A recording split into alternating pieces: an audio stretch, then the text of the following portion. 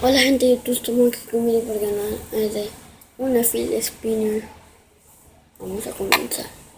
Bueno, pues ya tengo el field spinner, aquí está. Es la bandera de Estados Unidos. Estados Unidos. Bueno, pues me compré este spinner del Estados Unidos porque aquí donde yo nací, Estados Unidos. Pero puedo hacer girar. Hacer pararlo con un dedo, pero se me para en la mano. Pero lo más importante que no le pongan a esto es navaja, porque tú ya ni sé qué decir. No,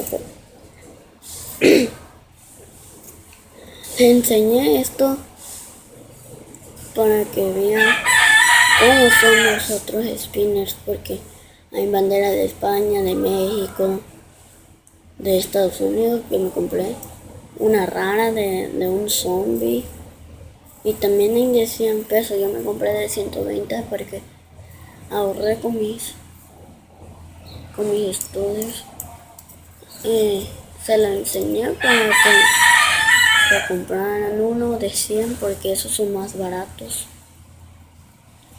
El mío fue caro porque lo compré a 120. Bueno, pues nomás le enseñé esto para que vieran cómo son. Bueno, pues adiós.